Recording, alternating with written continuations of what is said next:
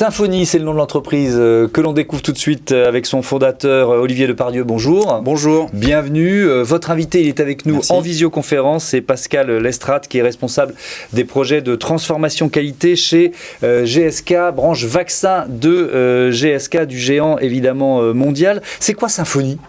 Alors, Symfony, c'est nous, notre métier, c'est d'aider les grosses entreprises, comme notre partenaire GSK, à supprimer les procédures de 50 pages que personne ne lit et à arrêter la formation en salle où tout le monde s'endort, basée sur des PowerPoint.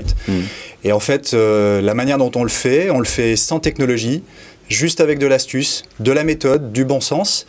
Et on se pose un petit peu justement en différenciant par rapport à ceux qui amènent de la technologie, des robots, des lunettes, etc. Nous, on le fait avec... avec des méthodes. Avec des méthodes. Vous allez nous l'expliquer parce qu'il y a ce qu'on appelle les procédures. Il faut expliquer ça pour bien comprendre ce que vous faites. Tout à fait. En fait, donc, il faut revenir au secteur. Le secteur du médicament est un secteur extrêmement régulé. Beaucoup de réglementations. Pour montrer qu'on applique les réglementations, il faut dans l'entreprise un système qualité. Ce système qualité, depuis les années 80, il est fait de procédures papier. Donc concrètement, une procédure, c'est un petit bouquin de 10, 20 ou 30 pages que vous lisez et qui vous explique comment faire une tâche. D'accord ? Sauf que des procédures, l'opérateur, Michel, l'opérateur, il doit en lire 150 pour faire son travail. 150 procédures pour avec arriver 20 à faire à 30 pages à chaque fois. Avec 20 à 30 pages à chaque fois. Donc, humainement, il n'y a personne qui peut dire je maîtrise le contenu de 150 pages, de 150 procédures à 30 pages chacune.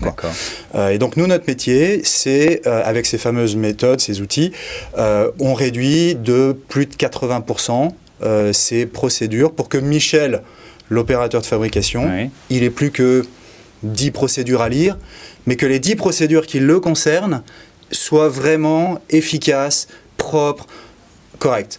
D'où viennent ces méthodes ? Alors, ces méthodes, en fait, à la base, moi je suis ingénieur, j'ai fait une quinzaine d'années dans le conseil en organisation dans la pharma.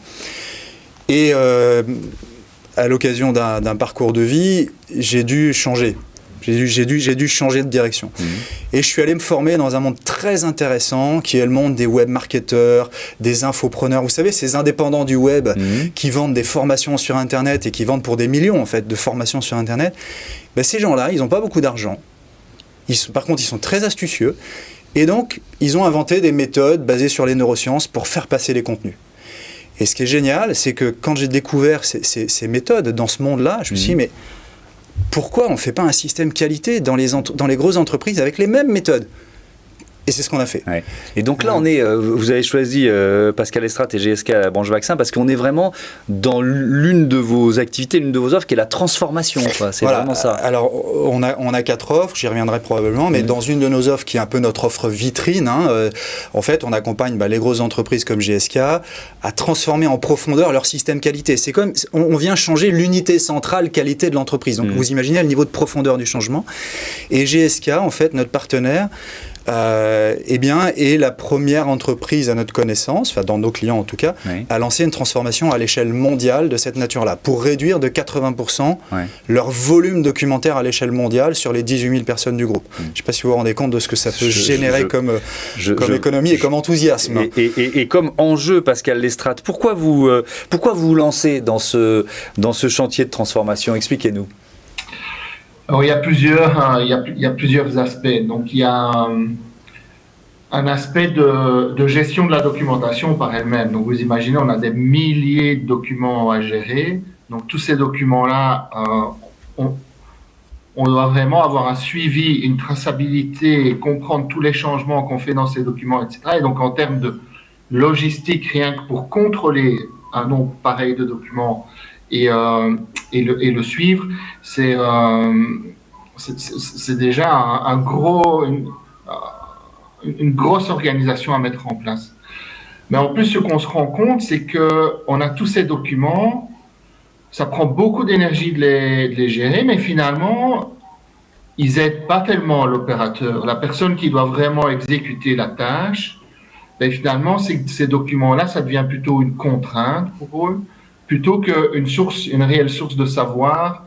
Et donc, du coup, ils n'ont pas le bénéfice de toutes les informations qui sont enfermées dans ces documents. Et donc, l'idée, c'était de se dire, et c'est ce que Symfony amène, c'est on doit réfléchir le système différemment Et plutôt que d'avoir un système où, je dirais, on avait des règles qui étaient... Voilà, l'idée, c'est de traduire la loi en règles et les règles dans les opérations. Mais c'est vraiment, on veut toujours garder ce lien-là, effectivement, mais c'est vraiment d'avoir la réflexion. Si moi, quand j'exécute une tâche, qu'est-ce que j'ai vraiment besoin de savoir? Quelle est la partie dont j'ai vraiment besoin pour pouvoir exécuter de manière adéquate ma tâche? Et aujourd'hui, toute cette information-là, en fait, elle est enfermée dans un tas de documents différents qui ont beaucoup de pages et dans lesquels les gens ne s'y retrouvent plus. Et ce que Symfony apporte, c'est vraiment une méthodologie par rapport à ça, de dire, tiens, on va donner à l'opérateur et on va commencer de son point de vue vraiment l'information dont il a besoin. Qu'est-ce que ça amène? Ben pour nous, ça amène une réduction documentaire, donc ça va réduire la charge associée à la gestion d'un document, mais aussi ça va nous permettre d'avoir des gens qui travaillent mieux. Donc ça va réduire ce qu'on appelle les déviations, donc ça veut dire quand quelqu'un fait quelque chose qui n'est pas fait selon les règles, c'est quelque chose qu'on doit documenter et qu'on doit corriger dans le pharma. Mais ici, comme on va donner l'information beaucoup plus proche du lieu du travail et de manière beaucoup plus directe et opérationnelle pour la personne qui exécute, ce qu'on voit déjà, c'est qu'on réduit le nombre de déviations. Et donc, ça nous amène aussi dans une excellence du travail. Je dirais que c'est vraiment un des grands points. Et le dernier point, c'est que les travailleurs qui nous rejoignent aujourd'hui ne sont pas les travailleurs d'il y a 20 ans et ils n'ont pas les mêmes besoins ou la même culture en termes de technologie pour trouver l'information, etc. Merci Pascal Lestrade. L'entreprise Symfony, vous êtes en forte croissance. Vous en êtes où de votre développement? Vous recherchez des partenaires? Oui, alors on recherche des partenaires parce qu'en fait on grandit très vite. Pour une société de service, on vend des jours hommes, hein, donc on vend du temps en fait. Hein, donc il faut qu'on recrute beaucoup. On était à 1 million d'euros en 2020. On fait 2 millions 2 millions 3 cette année, en 2021. On a déjà aujourd'hui 3,5 millions de chiffre d'affaires embarqués pour 2022. On recrute 2 commerciaux qui nous rejoignent. Et donc on cherche en fait effectivement un partenaire pour nous accompagner dans cette croissance, parce qu'aujourd'hui on est tout en autofinancement, mais ça a des limites.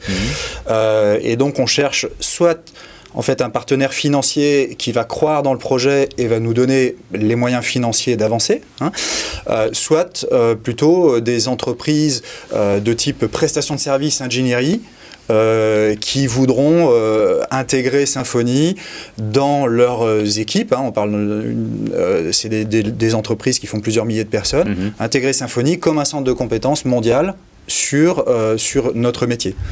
Merci beaucoup, et effectivement avec la perspective de pouvoir se développer dans d'autres secteurs d'activité. Merci beaucoup d'être venu présenter Symfony à notre écosystème, à notre binôme. Tout de suite.